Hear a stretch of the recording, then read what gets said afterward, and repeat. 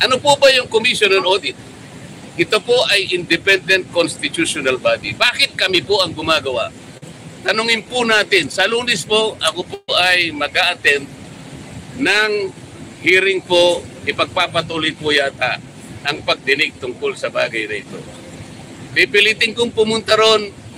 Sana po'y walang mga away, sana po'y maging sensible, sana po ipakita nila the better arguments. Wala na po sanang agawan ng hopya para tayong lahat po ay masaya. Para lahat makinabang po ang taong bayan. Ibig ko sabihin, sensible questioning, sensible arguments, wala na po kasi yung quality of debates eh. Wala na po eh. Noon po, yung unang pasok ko sa Congress, napaka-maingat namin kasi pag-address sa bawat isa sa amin. The Honorable Gentleman from Bohol, ganun kami. The Distinguished Congresswoman from Leyte. Eh ngayon po hindi. Duduruin ka pa eh. Sabi pa ng isa. Sasamahan pa yung panlalaki ng mata eh. Are you rebuking this committee?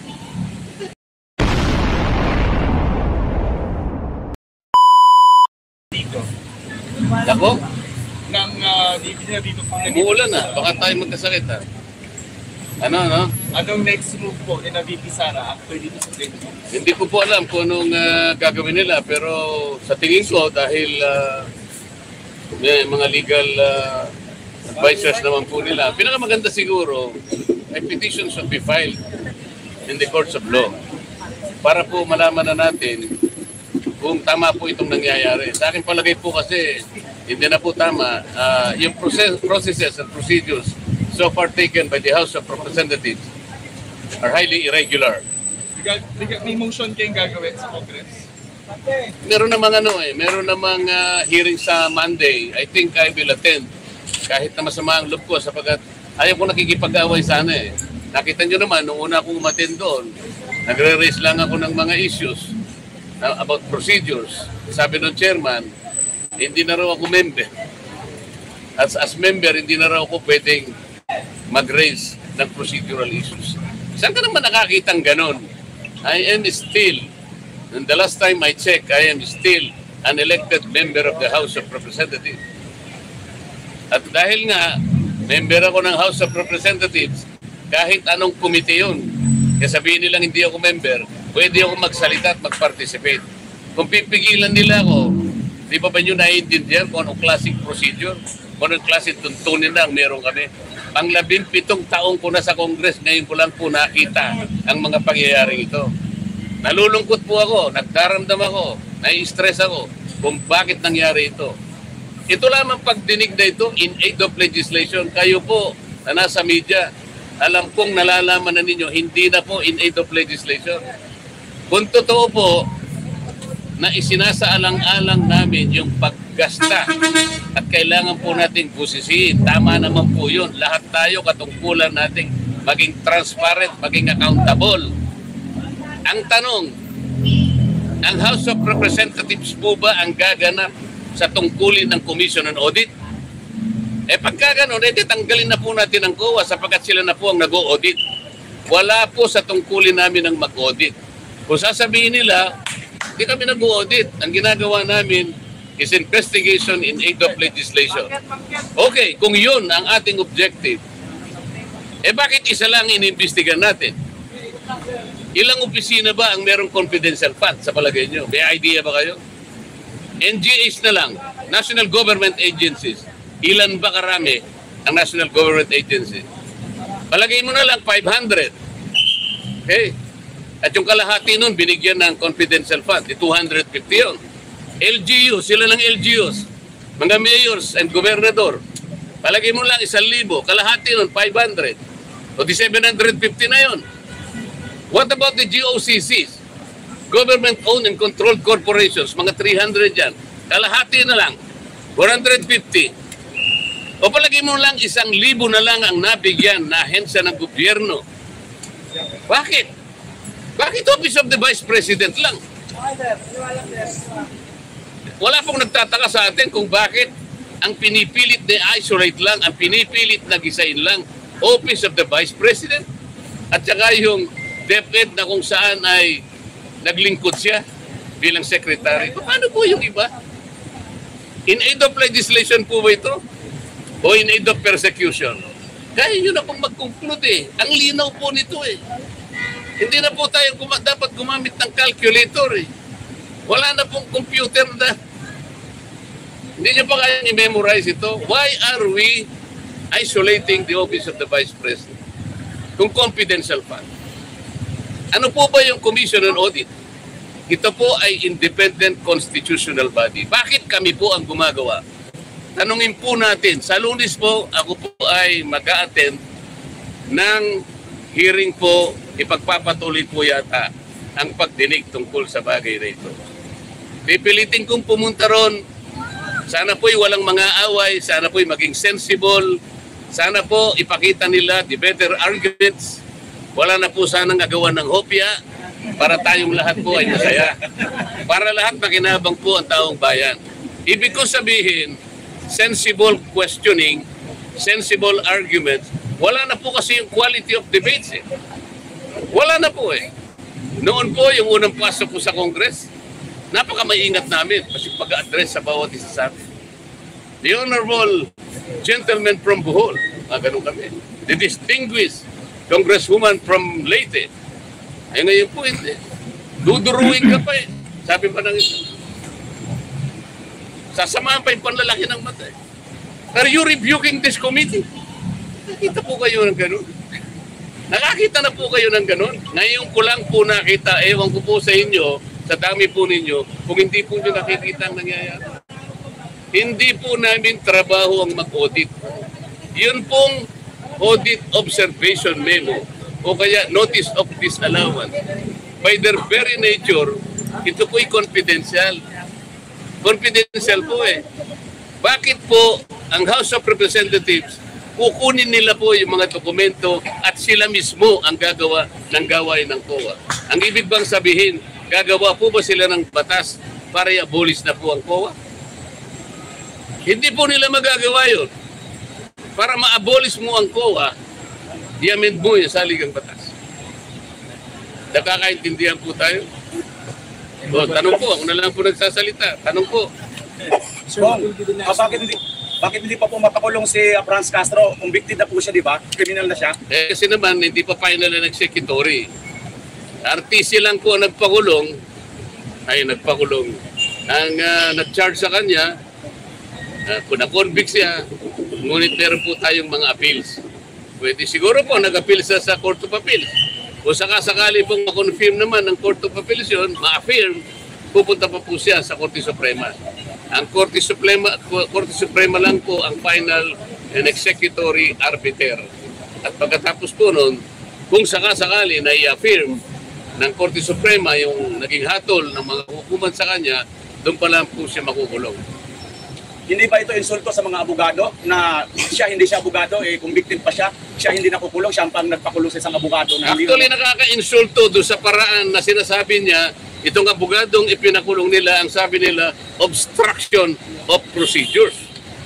Baka hindi niya naintindihan kung ano yung obstruction. Ang una pong nag-obstruct ay yung Commission on Good Government. Ang pangalan po kasi ng ng committee is Committee on Good Government. O salaminin natin. Sabi po nila, sinight for contempt nila yung staff ng OBP sapagkat di umano siya ay nag-obstruct ng procedures and processes of the court. Sino po ang kauna-unahang nag-obstruct? Yung Committee on Bad Government. Hindi po niya trabaho yun eh. Hindi niya dapat panghimasukan. Pabayaan mo muna ang COA na gawin niya ang kanyang trabaho. Hindi po eh. Sabi niya, oy COA, dalhin mo nga rito yung inyong mga pinagbabatayan dyan.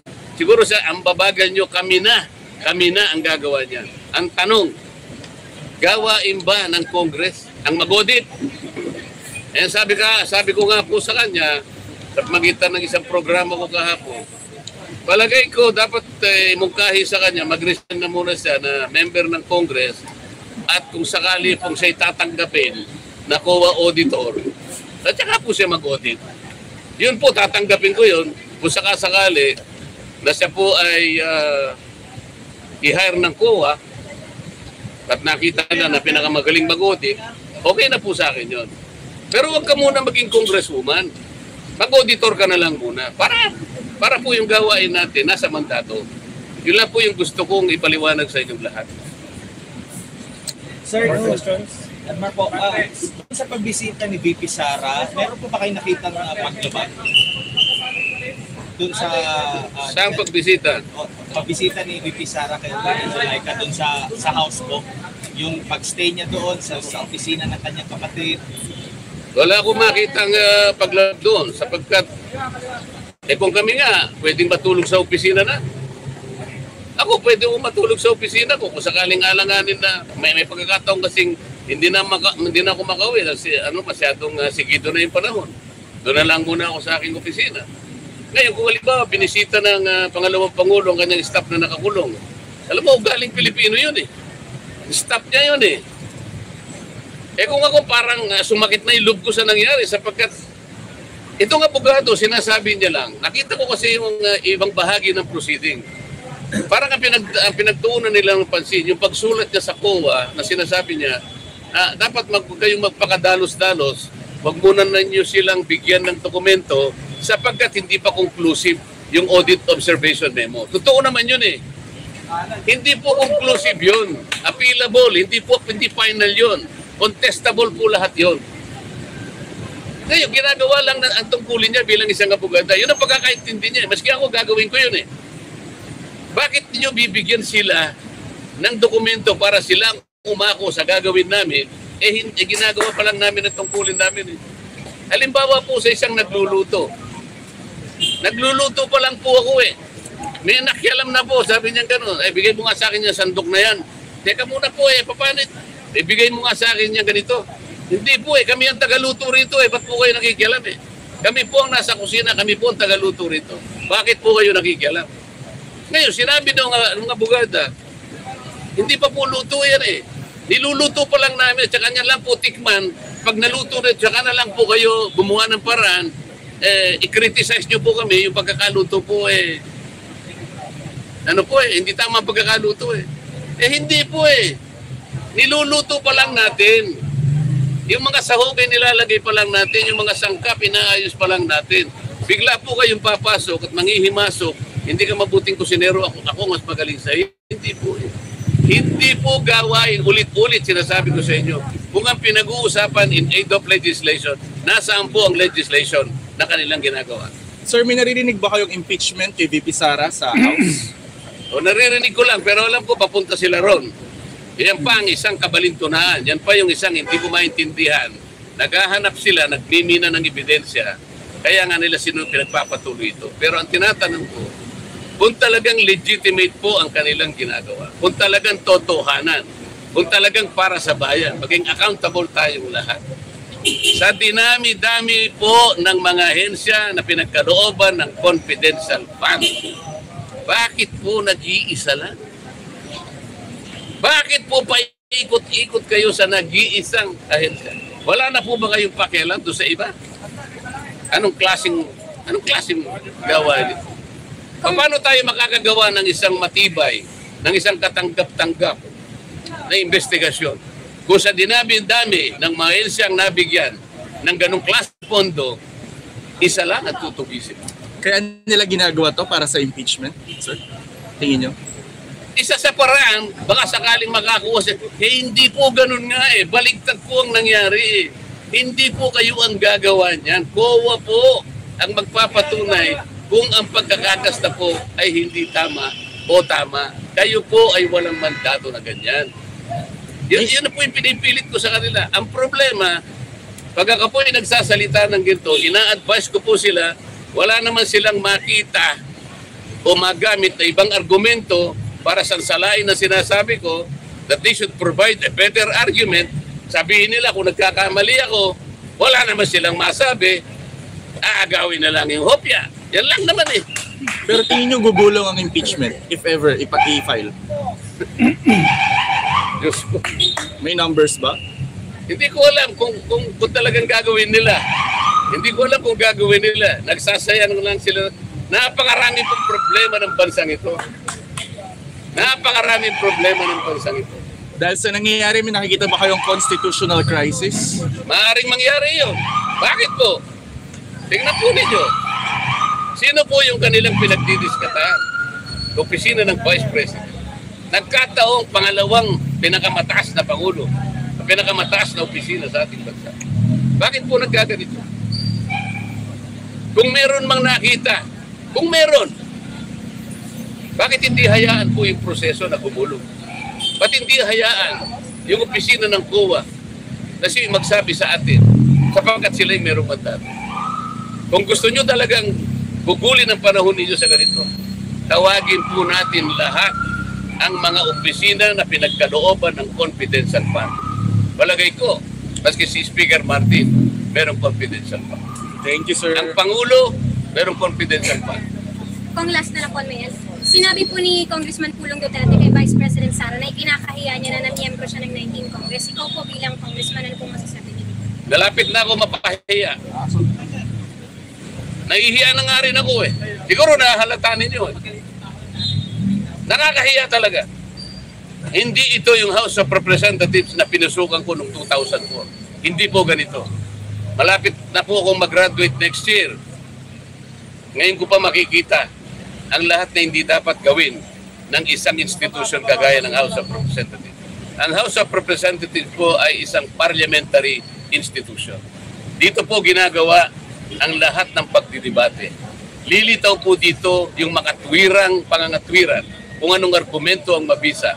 Hindi nila dapat sansalahin, hindi nila dapat pigilin ang magsasalita sapagkat pare-pareho ang members ng Congress.